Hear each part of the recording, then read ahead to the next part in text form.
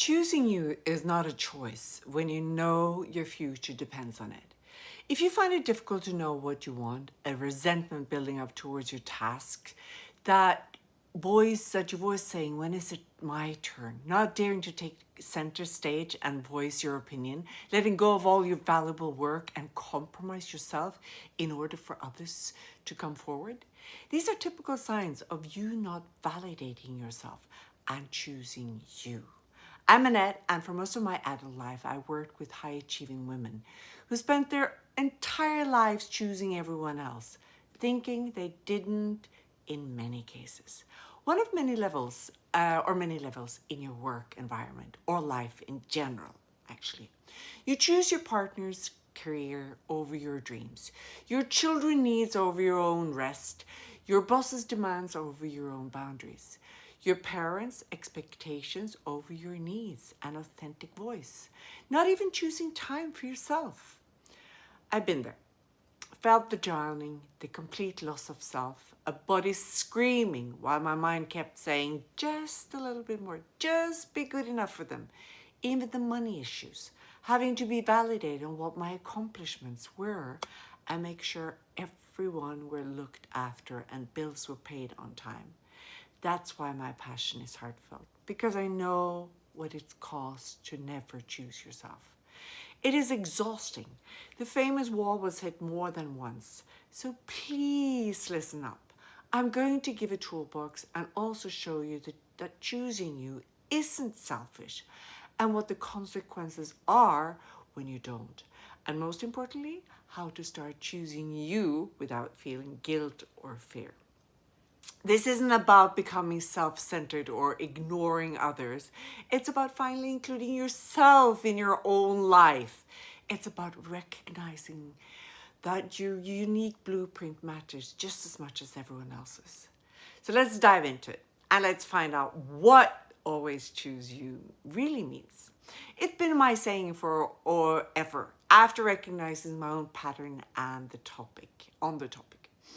First, let's reframe your mindset about what choosing yourself actually is. Most people think choosing yourself is all about you and you not caring. They think it means putting yourself first at everyone else's expenses. They think it makes you a bad person, a bad partner, a bad mother, and a bad employee. But that's information that was given to you. Your upbringing or from your surroundings at a time when your brain absorbed everything as a teaching and implemented as the truth. And here is the historical loop we all are a part of, inheriting other people's information. But choosing you doesn't mean ignoring others. It means including yourself in the equation. It means your needs matter too. Your dreams matter too. Your voice matters. Your peace matters. When you never choose yourself, you're living in constant self-abandonment.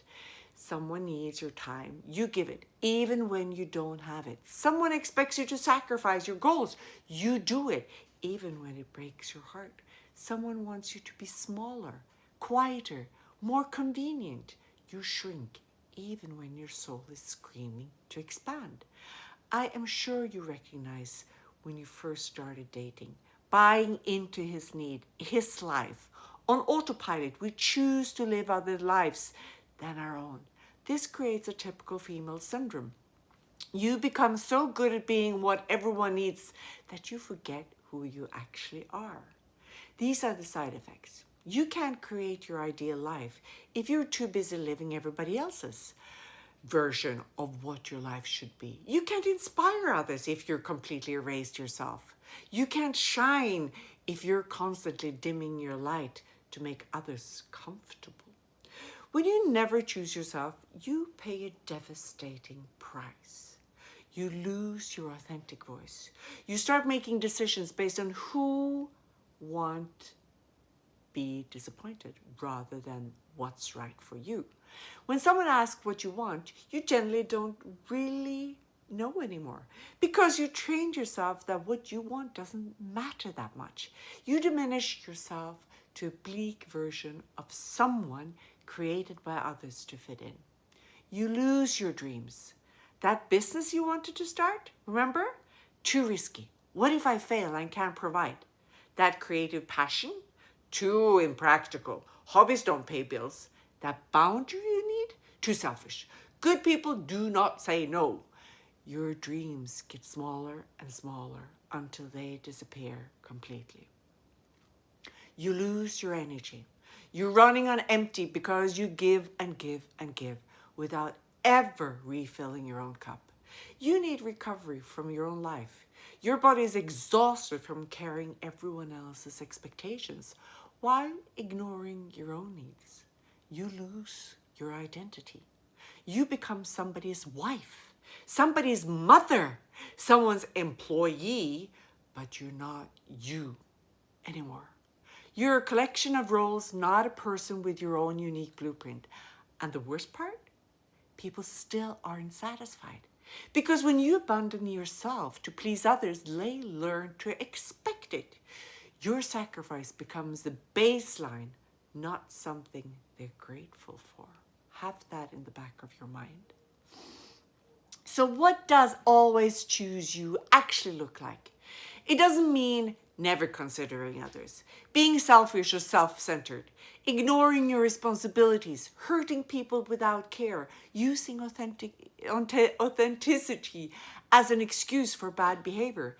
It means including yourself in your own decision making, honoring your unique blueprint alongside others, setting boundaries that protect your energy, speaking your truth even when it's uncomfortable, prioritizing your needs without guilt, choosing what lights you up, not just what's expected, trusting your voice as much as you trust everyone else's, and spending time with yourself to figure you out, your needs, dreams, and a vision for your own future.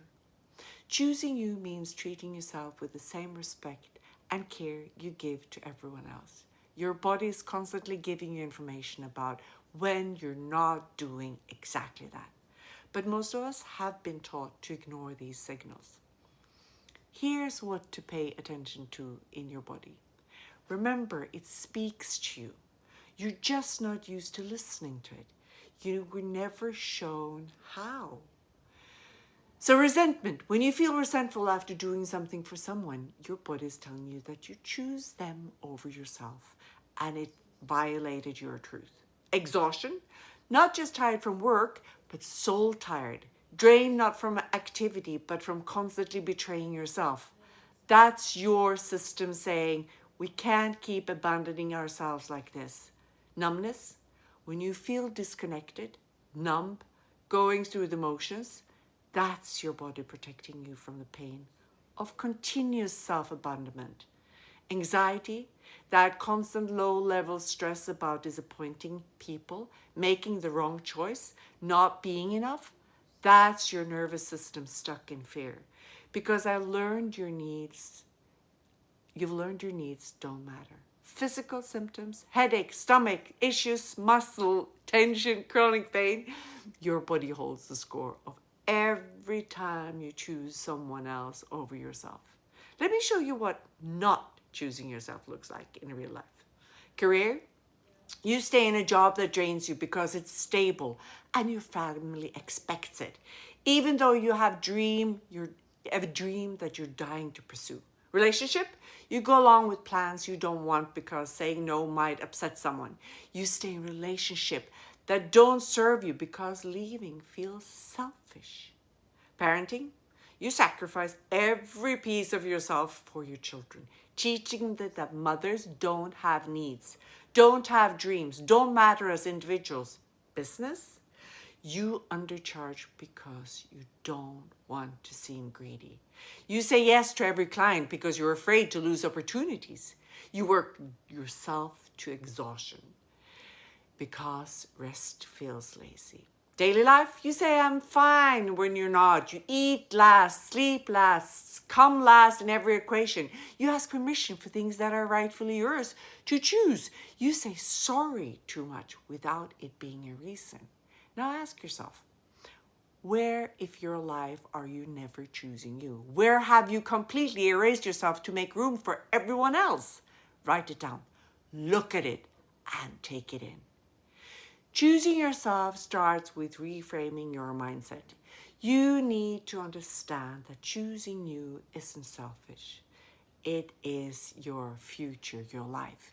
When you choose yourself and you're not taking from others, you're finally stopping the taking from yourself. You're saying, my needs matter too. My dreams are valid. My voice deserves to be heard. My unique blueprint is valuable. My peace is not negotiable. This is what always choose you really means. Not that you ignore everyone else, but that you stop ignoring yourself. Here's how to actually start choosing yourself. Step 1, notice when you're abandoning yourself. Pay attention to when you automatically say yes, when you ignore your gut feeling, when you push down what you really want. Just notice. This is information. Step 2, pause before automatically choosing others, before you say yes, before you sacrifice, before you shrink. Pause. Ask, what do I actually want here? What does my unique blueprint need? 3, start with small choices. You don't have to quit your job or leave your marriage tomorrow. Start small. Order what you want at the restaurant. Take 30 minutes for yourself without explaining. Say that doesn't work for me without apologizing. Choose the hobby that lights you up, even if it seems impractical. Handle the discomfort. When you start choosing yourself, people will react. The ones who benefited from you self-abandoning yourself will call you selfish. They will guilt trip you. They will test whether you're serious. This is normal. It's not information that you're wrong. It's information that your choice is working. You're disrupting a pattern where everyone got to choose themselves except you. Here's what choosing you looks like in practicality. In the moment, someone asks you to do something you don't want to do. Instead of automatically saying yes, say, let me check my schedule and I'll get back to you. That gives you the time to decide if you want to do it. With your time, you have 1 free hour instead of immediately filling it with what others need. Ask, what do I need right now? Rest? Creativity? Movement? Whatever it is, choose it. With your voice in a meeting, you have an idea. Instead of staying quiet because someone might disagree, speak up. Your unique perspective matters. With your dreams, you have a goal that scares you. Instead of talking yourself out of it, what will people think? What does it matter? Do it. With your boundaries, someone pushes past your limit. Instead of caving to keep peace, say clearly, I've been clear about my boundary. I need you to respect it. With your body's telling you it needs rest. Instead of pushing through because you should be productive, rest. Choosing you is often simple. It's just incredibly uncomfortable at first because you've been trained that everyone else's needs matter more than yours. Here's what happens when you dare to always choose you. You get your energy back. You're no longer drained from constant self-betrayal. You have capacity for what actually matters because you're not pouring from an empty cup. You find your authentic voice when you stop censoring yourself to please others. You discover what you actually think, feel, want, need. Your unique blueprint becomes clear. You attract better relationships. People who respect your choices stick around. The ones who can't handle you having needs weren't supporting your growth anyway. They were benefiting from your self-abandonment.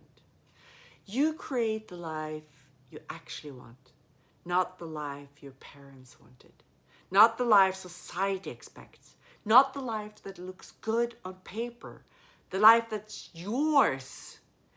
You inspire others when you choose yourself. You give others permission to do the same. Your children learn that they matter. Your friends learn that boundaries are possible. Your colleagues learn that success doesn't require self-sacrifice. This is where curiosity comes in. I want you to get curious about what would be possible. If you dare to always choose you, what if you pursue the dream you've been pushing down? What if you set the boundaries you've been afraid to set? What if you spoke the truth you've been swallowing? What if you prioritized your needs as much as everyone else's? What if you trusted your unique blueprint as valid?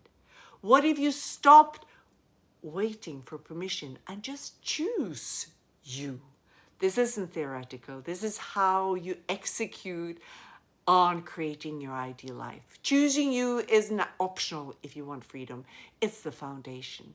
So here's my challenge to you. Choose yourself once today. Just once. Maybe it's saying no to something you don't want to do. Maybe it's taking 30 minutes for yourself without guilt.